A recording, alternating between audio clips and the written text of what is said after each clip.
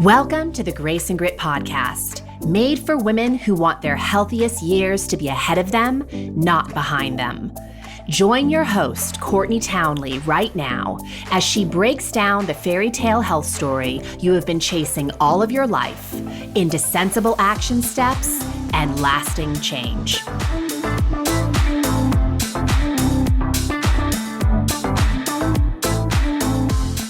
Hello, my friends, and welcome to the Grace and Grit podcast. This is your host, Courtney Townley. As always, I am so glad you decided to spend a little time with me here today.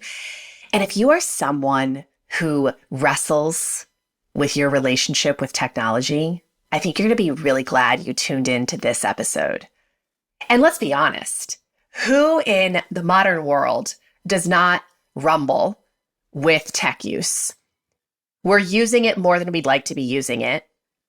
It's distracting us from things that we say are important to us. It's creating a lot of information overload, which is then paralyzing us from taking action. So we need help. We need help in establishing a relationship with technology that is nourishing us rather than depleting us. And thank goodness for people like my guest today, Dr. Kristy Goodwin, who has made it her life's work to help people better understand the neurobiology behind their technology use. And more importantly, how to build a relationship that really fosters well-being within our tech use. So Dr. Kristy is not about eliminating technology from your life because, come on, we live in a world that relies very heavily on it. It is not reasonable for most people to eliminate tech from their life. So how do we start forging a relationship that is healthier than the one that we currently have? Well, some of the things that we're going to cover in this interview today are things like why digital detoxes don't actually work, how to reduce microstressors that are coming from technology use, how to increase biological buffers so your body is actually more resilient to technology use.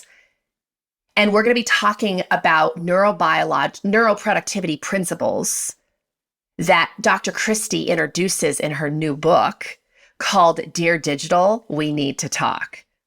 So we've got a lot of things to cover, a lot of things to unpack. So let's not waste any more time with this introduction and dive into the interview.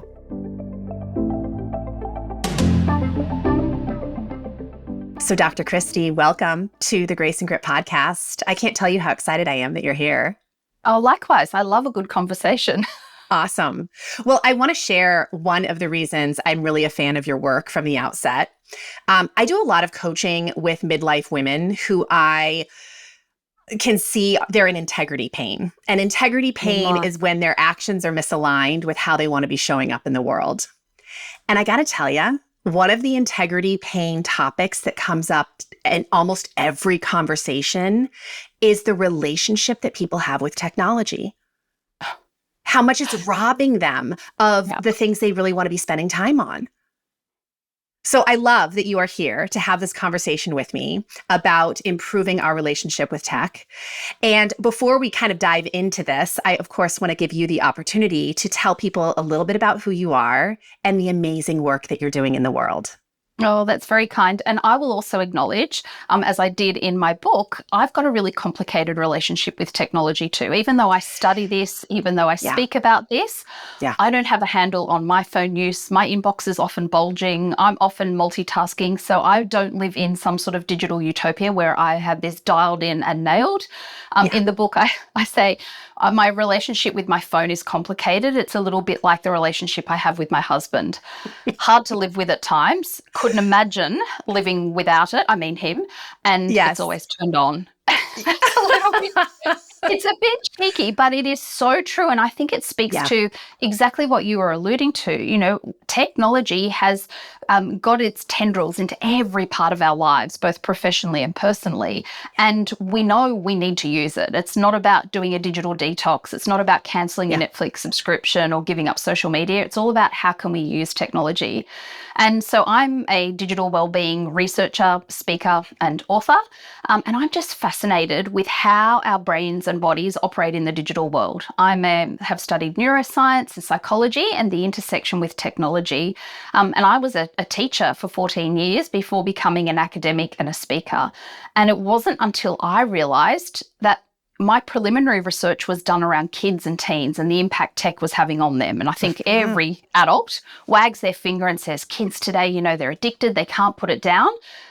But I don't think we have paused as adults to examine our complicated relationship with technology.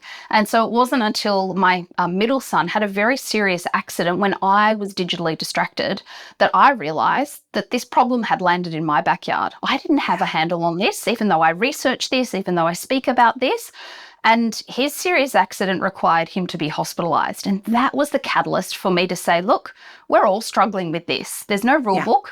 There's no one who's telling us how to figure out how to operate in this landscape. So that's where I step in.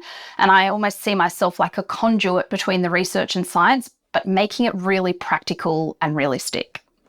Yeah. And I love all of that. I especially love your just humanity and your realness. And you really open the book with that, just saying like, hey, we are all human, including myself. I don't have this all figured out, but I do understand the neurobiology. And I have developed some tips and strategies that you do a beautiful job of sharing in the book.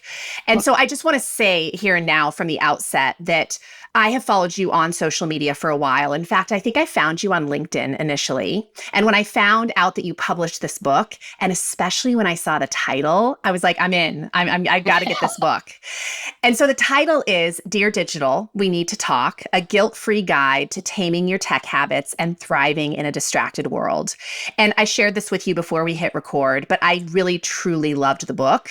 And I really think that everyone who listens to the Grace and Grit podcast, because they're all looking for ways to improve their wellness, would benefit from definitely reading this book. It is funny. It is relatable. It's very informative in terms of understanding the science behind our complex relationship with our digital addictions. And it's so helpful. There are just so many strategies. And obviously, you know, you say this at the end of the book, the intention is not to overwhelm people, but give them a lot of options to try on to see what works for them. Oh, and I just think that's so lovely. I'm going to try not to cry. I'm a chronic crier. I've got 3 sons and they still look at me today and they look at me because boys don't read facial cues as well as females. And they're like, happy, sad, or frustrated tears, Mum. And they are just truly humbling words. So thank you for sharing that. It means a lot. You know, for me, the book still feels like a very long Word document on my computer. So when I hear that people have read it or taken something from it, it still, I must admit, feels surreal. So I'm deeply humbled and touched by what you just said. So thank you. Yeah, and it's so timely, right? Because I feel like we really have sort of hit this brick wall with technology, especially post-COVID, where we were so engaged with technology and a lot of businesses moved online and a lot of people were seeking social interaction through their online connections. And all of that was well and good for the times we were living in. And now on the other side, we can see the mental health implications and we can see that people are rumbling with how to improve that relationship. So I want to be clear, because I think this is really important, that you are not anti-digital. Oh. And in fact, the way you say it in your book, which is so brilliant, you say that you don't recommend that people digitally amputate themselves. What you are for is really teaching people ways of working with technology that honors their brain and their body. So can you speak to that a little bit? What is that? How do we start embarking on that? And what might we need to understand about the brain and the body to put ourselves in better relationship with tech? Sure. So I think what you were alluding to then was I'm describing it as the digital hangover. I think that during the pandemic, we became so digitally reliant professionally and personally. You know, the online world was our conduit for connection. It was the way we worked. It was the way we socialized. If we had kids, that was the way they did their learning and connected. And so I think we all acknowledge we all probably spent an inordinate amount of time online during the pandemic out of necessity. And there's nothing wrong with that. Research suggested that the average adult was spending around 13.28 hours a day online during lockdown periods. That's an inordinate amount of time. And so what I think's happened is that we have retained some of those unhealthy digital habits. And like any habit, they're often hard to break. For adults, though, we often justify our digital behaviors under the guise of, oh, I need it for work, or I just need to check emails, or it often preempts the statement that follows. And what I think is happening is that we are using technology, both professionally and personally, in ways that are completely incongruent, completely misaligned with how we're designed as humans. And I call that our biological blueprint. As humans, we have some basic biological principles. And I think two things are happening at the same time. The first thing that I think is happening is that our tech habits have added some little micro stresses to our days. Now, on their own, these micro stresses would be really harmless. They'd be benign. I'm talking here about things like alerts, notifications, video calls, multitasking, working for long stretches of time. All of those things are quite harmless. But what's happening is our day is perpetually filled with these micro stresses. And as humans, we are actually biologically designed to cope with stress. But we are designed to cope with short intervals of stress, and we are designed to resolve the stress cycle. But today, in our always-on, digitally demanding world where we go from one virtual meeting to our inbox, back to social media, to WhatsApp notifications, is we are being peppered with these micro-stresses. So that's the first thing. There's a whole lot of little micro-stresses permeating our days. The second thing that I think is happening at the same time is that our tech habits have often, in very strange ways, and often in ways that we haven't even thought of, eroded some of the biological buffers that we used to naturally have baked into our days that helped us manage stress and our focused attention. Things like sleep, physical movement, sunlight, even the way that we breathe, believe it or not, is being altered by our screens. So I think it's the collision of these two factors. We've got an increase in micro stresses, and at the same time, we've seen a decline in these biological buffers. And this is why so many people are saying they're distracted, they're overwhelmed, they're exhausted, and if not, burnt out. And I think now is the time we need to remedy this, because technology is not going away, whether you love it or loathe it. It is here to stay. So it's all about how can we build sustainable, healthy, and productive relationships with our beloved digital appendages. Yeah, absolutely. And I love, you talked a little bit about the nervous system in the book and how these micro stressors compounded really disrupt the nervous system and kind of put us in that constant state of fight or flight, which so does modern day culture, right? Like the hustle culture and everything we're contending with. And then you put technology on top of it, and it's just making everything that much more amplified. Yep. And the other thing that you had mentioned was even the simplicity of the pinging and the dinging and this sort of alarms that are telling us that these messages are waiting is kind of an insult to the nervous system. It's putting us in that hyperdrive mode. So I do love that you bring all these things up. And the thing I want to say about breath, because I really appreciated that you brought this up, that physiological sigh. Will you speak to that a little bit because you mentioned that the way that we use tech can affect our breath patterns. And I think certainly breath is being talked a lot more about in the wellness world. So will you just talk about how being in front of tech for long periods without a break influences our breathing patterns? Yes. So I think, look, a way many people relate to is I often say, do you suffer from a condition called email apnea? It has been studied physiologically, and when people go into their inboxes, often what happens is they hold their breath. We dread who has contacted me if I got that tricky client or colleague demanding that I reply to them. What's going to hit me? What's the barrage of digital distractions coming my way? And so our heart rate accelerates, our pupils dilate, our cortisol levels increase. So we have a stress response. The other thing that we know, and this is from relatively new research, is that when we are looking at a screen, and it doesn't matter if it's your phone, tablet, laptop, desktop computer, when we are looking at a screen, our sigh rate drops. Now, as humans, we tend to sigh when we're awake roughly every 5 minutes, and it's our body's basic biological mechanism to help us regulate our stress response. It basically regulates our oxygen and carbon dioxide levels. But when we are looking at our screens, we don't sigh as much. So what does this tell us? We're often holding our breath, or we're breathing in a really shallow way, and that often triggers the stress response. Now, this is further compounded that when we're looking at a screen, we tend to have a very, very narrow view. Our eyes are looking at a relatively small surface area. Now, biologically, when we have a very narrow view, it triggers our brain into thinking that there is a potential stressor. Because years gone by, when there was a stressor, we would hone in on whatever the potential threat or danger was. Yeah. And this is why, when we are in that focus mode, we stand up from our computer, the glass of water near our keyboard we knock over because we shut off our peripheral vision. We literally hone all our resources into that narrow gaze. So it triggers a stress response.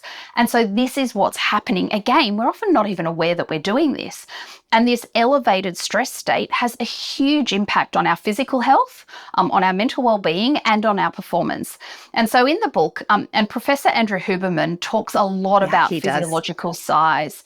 And there have been countless studies done that shows that one of the quickest ways to regulate our stress response, a response that doesn't require any equipment, you don't need a yoga mat, you don't need complicated strategies, is to sigh, like being more intentional about sighing. And sighing is simply 2 inhalations through our nose and an exhalation through our mouth. And the good news is you only need to do a few cycles of that, and it will regulate your nervous system. So the good news is you can do it on your Zoom calls. Just make sure you're muted, so when you're exhaling, your colleagues or your family members don't hear your exhalation. But there are simple, really pragmatic things we can do to take back control and I guess be more proactive at protecting those biological buffers. So sighing, believe it or not, is one of the most scientifically validated ways to bring us back from a higher level of stress. Yeah, I love the way you explain that. And it's so powerful. I've been using, ever since I heard Huberman kind of bring it up, been practicing the physiological sigh more intentionally because I do spend a lot of time in front of my computer, but also because I public speak a lot, because and I get nervous, right? When I have to give a presentation or I'm doing something that matters to me. And that sigh really seems to just stabilize me and decompress me and root me, which I really appreciate. Interestingly, Yeah, go ahead, please. So I was just going to add, vocalizing the sign. Again, if you're doing it on a video or a Teams call, make sure you're muted. But actually vocalizing the exhalation activates your vagus nerve. So again, can have a really calming, restorative effect relatively quickly. So there are simple things that we can do. And I think we've forgotten. I often say as humans, we're really not that complicated. We have basic biological needs. We need to sleep, we need to connect with others, we need to move, we need to eat and drink really, and we need some sunlight and to breathe.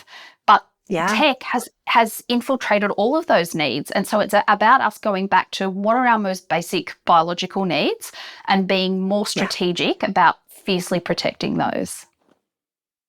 Yeah, it's so beautiful. And it's so beautifully aligned with everything we talk about on this show, which is the 50th reason I'm so excited I brought you on here.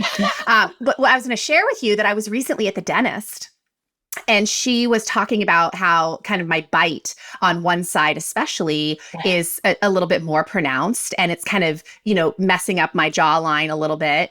And she asked me pointedly if I was working a lot on the computer.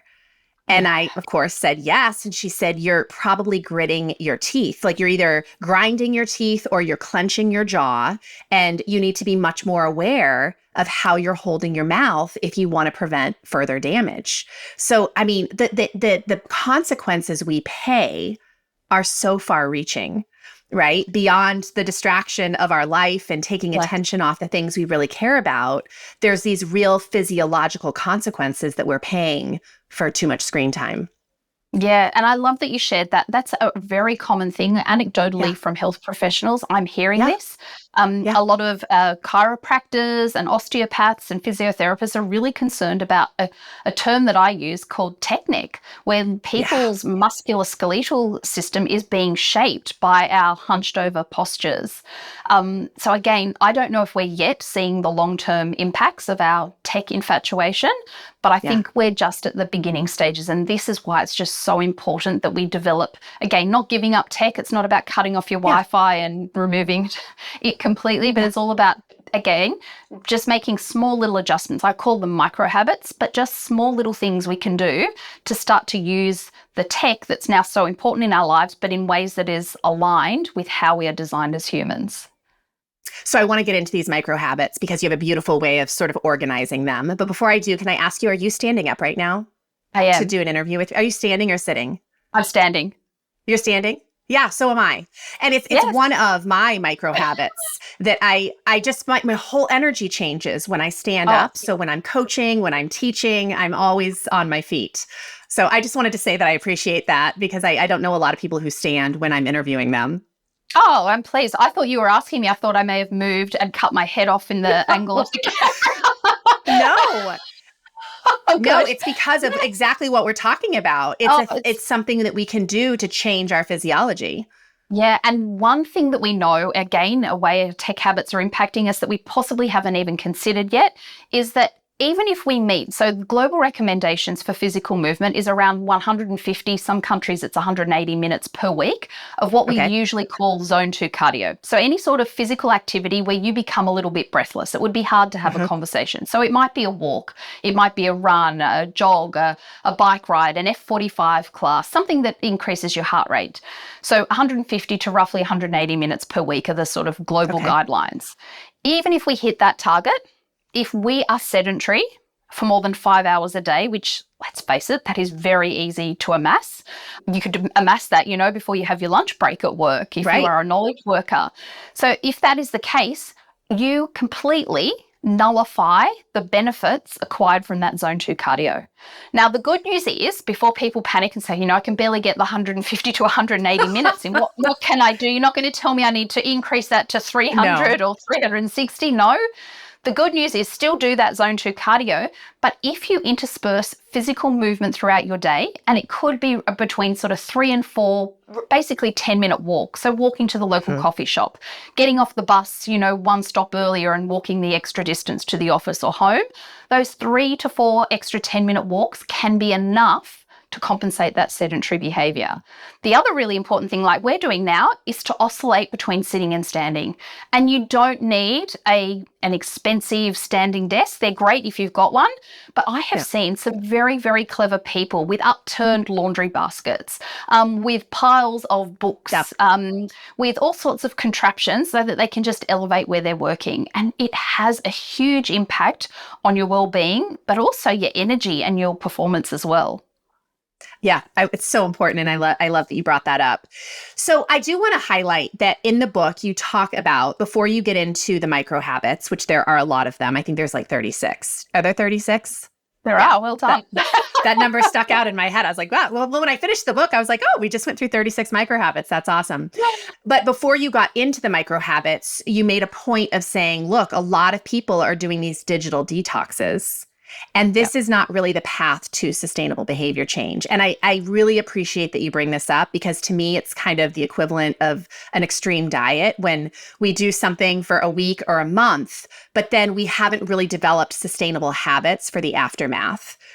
And that's what I think really differentiates your micro habits from the digital detoxes that people may be used to going on. So we just speak to that maybe a little bit about why the digital detox isn't really as effective. Yes, and whilst it looks like a tempting solution, a detox or a digital detox often creates what we call a binge and a purge cycle. So I go offline for a few days, I go on holidays where there's no Wi-Fi, but I come back, and after my annual leave or my weekend away, to a barrage of emails and messages. The reality is that technology is essential for most everyday lives now. Now, I'm not saying we need to be tethered to it all the time, but again, when we go on holidays, we might need to use the Maps app. We might need to do a review of the local restaurants. And so I think we've got to develop a reframe about how we see technology, and we have to learn to live with it. The other thing why I say digital detoxes aren't effective is because the research actually shows that they don't work. What ends up happening, as I said, is that binge and purge cycle. And in one study, they had one group who did the typical detox. They had another group who just reduced their social media use by an hour a day. And they compared the groups over time. And what they found was at the end of the study, 4 months after it had concluded, the group that did the digital detox pretty much went back to their pre-intervention ways. Their habits crept back in. It resulted in no sustainable change. But the group that just reduced their screen use by an hour a day, whilst they weren't necessarily doing an hour less, were substantially spending much less time on their social media applications. So I think it speaks to the point of how we need to reduce it, not necessarily eliminate it, because that whole concept of digitally amputating yourself often makes us feel even more stressed. And it almost, I think, this is when I talk with parents, this is why phone bans I don't think are the solution, because it becomes the forbidden fruit. Like we want it even more when we can't have it. Absolutely. So I think it's how do we learn to live with it? It's interesting when I talk about sugar with clients, I always talk about who's leading the dance. Is it the sugar leading the dance, or are you leading the dance? That. And I think this can be applied absolutely to technology. Is technology in control, or are you in control? And that's really what I hear you teaching people, and is so clear in your book, that you're really teaching people how to lead the dance with technology. Totally. Love that analogy. I love that. So let's talk about the micro habits, and let's start by maybe talking about the different neuroproductivity principles that you introduce in the book, because you kind of categorize these into 4 different groups. And then maybe we could speak a little bit to each one. Sure. So I structured the book in a way where I do a lot of speaking work, and I talk about how I believe there's 4 pillars of peak performance in a digital age. The first pillar is that we have to establish borders and boundaries. Again, both professionally and personally. We have to have some parameters. We have to communicate what I call our tech expectations to others, but we have to create those. We have to clearly create those boundaries, because if not, tech comes with us everywhere. And in the book, I talk about, we have become so digitally dependent that people are now toilet tweeting, like literally using their smartphones in the bathroom. People are suffering from nomophobia, fear of not having their mobile phone in close proximity. So it's impacting us. So that's the first pillar. The second pillar is around what I call neuroproductivity techniques. So this is all about how can we start to use technology in ways that works for our brain and our body, tying it back into our biological blueprint. So for example, I talk some of the micro habits. I talk about working in sprints, not marathons, or I think I refer to them as digital dashes. How we are designed to basically work in an interval kind of pattern where we work and then have a recovery period, a bit like an athlete, work and then have a recovery period. The third pillar is all around digital distractions. So we know that the ping of an email or a social media alert or notification is really deadly to our productivity. When we are distracted, it takes the average adult 23 minutes and 15 seconds to reorient their attention. Now, it doesn't take them 23 minutes to restart after the distraction, but to get back into that deep focus state takes around 23 minutes. Just think about your average day and think about the number of digital distractions that permeate your day. And I'll point out, it's not just digital distractions. Any distraction is deadly to your performance. It's just that digital distractions have become so commonplace now. And the fourth pillar, I think, is probably the most important, but I'm also going to acknowledge, I also think it's one of the hardest ones to achieve. And that is why we need to unplug for rest and recovery. We have to switch off. We are not designed to keep going and going and going and working for long stretches and being plugged in all of the time. I don't know about you, Courtney, but I've never had a great idea in my inbox or in an Excel spreadsheet. My great ideas or solutions to complex problems land when I'm in the shower, when I'm going for a run or swimming in the ocean. And we often don't have the pockets of white space we used to have. We used to get on the bus and sit there and daydream, mind wander. But today we get on the bus and we pull out our phone. We wait for our coffee, and while we wait, we pull out our digital device. So they're the 4 pillars. And I think we need to really focus on each of those to really thrive in this digital world. Absolutely. Yeah, it really helped my brain for you to kind of break those down in the book and then to really give so many examples for different micro habits that you could try on in these areas. I will tell you, in the realm of the disabling digital distractions, you had recommended the grayscale. Yes. And I have to read this because this made me laugh out loud. You said, when Steve Jobs released the first iPod Touch, he said that he had designers make the app icons so physiologically appealing that users would want to lick their screens. Yes, lick their screens.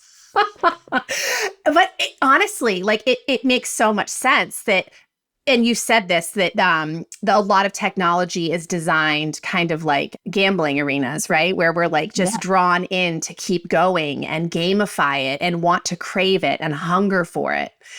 And that grayscale piece, for me, I was really surprised at how effective it was. That looking at a grayscaled phone was a very different experience for my brain than looking at the colored screen. And so anyway, I just wanted to share that because that was really powerful. And I love it. It's such a simple strategy we can implement. Like it's so simple.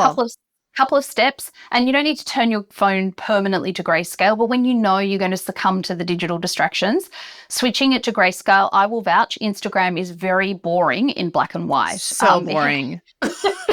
But again, it's simple mechanics like that get us sucked into the digital vortex. You know, it's no accident that our notification bubble is usually red. Red is a psychological association with danger, urgency, and importance. You know, the fact that our notification bubble usually has a number in it declaring how many unread emails or notifications we have. So there's all these very persuasive techniques that have been applied to really suck us into that digital vortex. Oh, it's so true. And I have to say, I very much appreciated at the end of all of these micro habits that you introduced, you walk us through a day in your life of like kind of the process, right? As you were writing this book, some of the digital habits that you committed to. And it really kind of brought it all together. I mean, you didn't apply all 36 habits because that's not the objective for anyone, but you did pull out a few and layer them into your life so we could really see like what a structured way of doing this might look like. So I thought that was just a really great way to kind of wrap up the book. Thank you. And I'm so glad you said that. And if my publisher is listening, I added that in. So we had done all the edits of the book. I had submitted it ready to be sent off literally to the printers. And I emailed the publisher and said, I need to add a section at the end. And they were not particularly happy, I will admit, with my last minute inclusion, but I managed to convince them. And it's so interesting. I'm hearing from lots of people that they've found that really helpful at I guess, concretizing, practically making it, you know, relevant to us. So I'm so pleased that you found that too. And I think that's exactly it. I could see myself in that day and, you know, kind of compare like, oh, okay, I see how she's working in 90-minute intervals and I see how she's spreading out the deep work versus the shallow work. And she's, you know, applying all the things that you had layered into the book. So anyway, brilliant. I do want to talk to you a little bit about, because I know I have a lot of parents and grandparents who listen to the show. And I think one of the rumbles we all have, obviously we can't even regulate ourselves around technology, but then we're leading these little humans through the world and being really frustrated with their inability to regulate their own use of technology. And I know you've done a lot of work around children and teenagers. And so I would just love for you to speak to that a little bit in terms of, first of all, you're a mother of 3 boys. So this is a very real issue for you. Yeah. And so what are some things that you would say to parents or even caretakers of children, people who are obviously around children and influencing children, to help them make more of an impact on this in this realm? Yeah, so I'm going to start by saying and this is why I wrote this book, because I think we have to get this right as adults. And as you acknowledge, we're the leaders. Yeah. Yeah. And I worry we're not being good digital role models. We've been quick to wag our fingers and say our kids and teens are addicted and they can't put it down, but we're often yelling that from behind our phone or the lid on our laptop.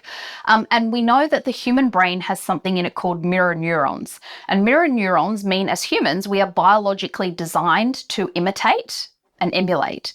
So we can tell our kids to switch off, put it away, don't be distracted by it. But if we're not exemplifying that ourselves and embodying that, then they imitate what we see. This is why we've got toddlers who are swiping at magazines and, trying to turn the pages on any screen that they come across. So my message to parents and caregivers is this, that we have to be the pilot for kids aged sort of 0 to 12 years. I really believe we have to sit in the pilot seat of the digital plane. If we've got adolescents, I suggest that we sit alongside our kids and be the co-pilot of the plane. And if we are the pilot of the plane, we have to follow 3 Bs. The first B is that we have to create borders and boundaries. A bit like us as adults, we need as a family to come up with what I call our family's digital guardrails. We need to set limits not on our kids, but with our kids. And we need to be having far more nuanced conversations than what we're having. The idea of screen time is not the only metric of safe technology use. We've got to talk and have boundaries around what they do, when they can use it, where can they use it, with whom, for how long, most certainly. So the first B is boundaries. The second B is that we have to fiercely protect their basic needs. We have to make sure that their time online isn't eroding or displacing the most basic physical and psychological needs. Things like sleep, physical movement, human connection. And the last B is that we need to allow our kids to be bored. We need to get them to become accustomed to being idle with their thoughts and not always being placated with a screen or soothed with a screen, to sit with uncomfortable big emotions, to sit with being idle with their thoughts. So they're the 3 Bs: boundaries, basic needs, and boredom. And I think if we get those things right, again, it's not about taking away the technology or confiscating it or digitally amputating them. It's about giving them the skills to use it, but use it in ways that helps them rather than harms them. Love it. So powerful. And I really appreciate the point about being bored, because I think, again, as adults, that is becoming a lost art. And again, we're suffering with our well-being because we aren't okay with not having so much to do. And so we can't solve problems. We can't do, internal reflection, and life just becomes one big distraction. Yes. So I think everything you mentioned there is relevant to us. Yeah. It is. But we, as you said, we struggle. I shared in the book a study that was done with adults who were asked to sit in a room to be bored for between 10 and 15 minutes. They had to prematurely end the study because many of the adults in this study showed signs of psychological distress. They couldn't handle being bored for 10 to 15 minutes.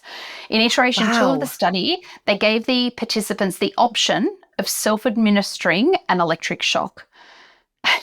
What resulted was that a significant proportion, 67% of males and 24% of females, gave themselves an electric shock in lieu of being bored. We have literally lost the art of being idle with our thoughts, and this is really important for all of us. Yeah, I don't know if you ever read the book, The Comfort Crisis by Michael Easter. You'd probably really appreciate it. But he talks a lot about boredom and just that we have to get back to improving our relationship with boredom, because even like you alluded to earlier, so many of our creative ideas and our problem solving comes in those moments where we're not really in front of the screen or being distracted by Netflix and all of the other things that are at our disposal. So true. Such an important skill, but one that's hard to sell when we can be instantly gratified. I can wait in lines at the supermarket and pull out my phone. And I think, again, because we've got mirror neurons and we see everybody else doing it, and because our phones are a gateway for novelty, like everything's new and exciting. I know. Standing there in a queue is really boring, like it's tedious. So yeah, I think we've become very quick to placate ourselves with those devices. One other thing that I want to mention, because I think it's so important for listeners of the show, and you mentioned it in the book, is technology is also overwhelming the brain. In fact, there was a study you mentioned that I really just was drawn to, which is that they estimated that in 2011, Americans were consuming 5 times as much information as they did in 1986. And this is the equivalent of 174 newspapers every day. That's how much information in 2011. I can't even imagine what the numbers are now. Yeah. And that the brain has not evolved at that pace. So the brain literally just can't take in that amount of information. And I'm imagining it perceives that as a threat, right? Like when we're bombarding the brain with all that information all the time, we certainly aren't doing it any favors in terms of showing up to help us take action around the things that we want to be doing. Yeah, and we do have some data around what it is today. So recent estimates suggest that the average adult is consuming around 74 gigabytes worth of data a day. Like that is, pardon the pun, mind-blowing. And in the book, I use the term infobesity, and it's this idea that we are being just bombarded with an insane amount of information, alerts, notifications, social media, news sites, emails, television consumption. All of this is data that our brain's consuming. And the part of our brain that is the memory center, it's called our hippocampus. Our hippocampus has not grown to accommodate this extra increase in information that we are being bombarded with. So I also use a term, I didn't coin this term, but this has been studied, a phenomenon they're calling digital dementia. This concept that we just can't remember as much as what we used to, basically because we are being peppered with too much information. I sometimes use the analogy of saying it's like getting a little plastic cup and holding that plastic cup and expecting to catch the water coming out of a fire hydrant. Like you just get tiny little bits and it's overflowing. And so I often say something that listeners may relate to is if you've got infobesity, if you're struggling with it, you feel like you are the emoji of the head exploding. Do you know the head that looks like that's what modern day life feels like, because we are just being saturated with superfluous information. Yeah, it's so true. So any words, anything you want to wrap up with in terms of takeaway messages or things that you would just really want seared on the brain of the listener before we close this up? I want to finish with a story that I share at the end of the book. And this is such a powerful story. And I don't say it to make us feel guilty, to make us feel wrong. We have to take back control of technology because, as you said, Courtney, if we don't take back control, it controls us. We are slaves to our screens. And so in the book, I share a story. In Australia here in Sydney, a young woman who was a journalist, television producer, was walking to get her morning coffee. She had her earpods in and was having a meeting. She wasn't looking at her phone, but she had the earpods in.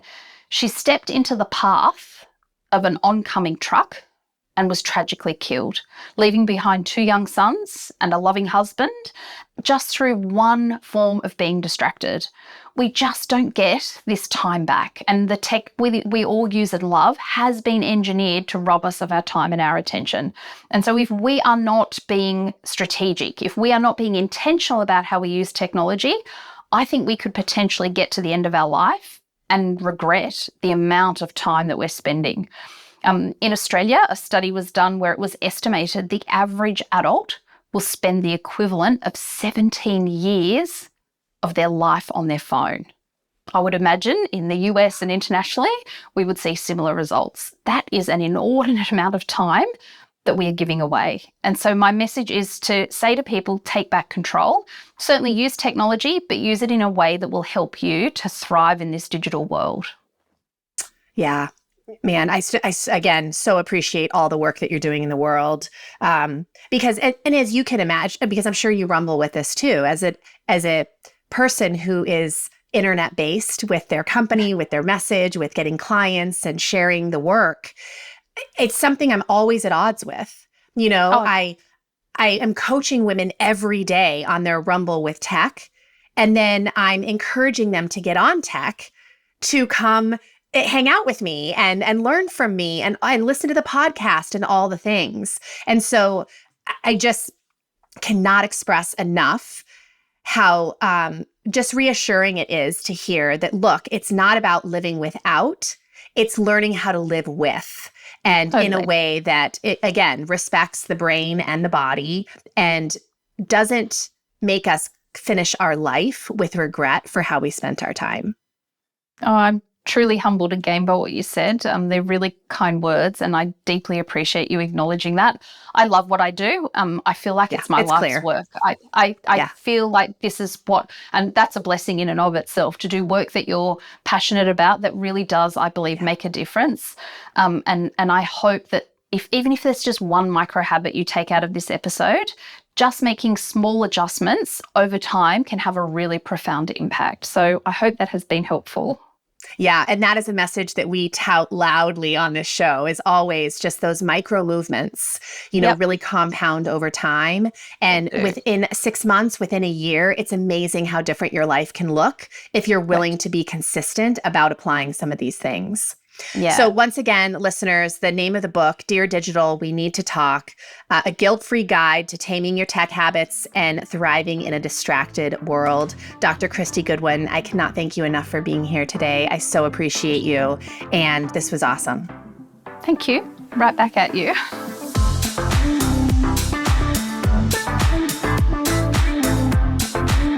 Thank you for listening to the Grace and Grit podcast. It is time to mend the fabric of the female health story. And it starts with you taking radical responsibility for your own self-care. You are worth the effort. And with a little grace and grit, anything is possible.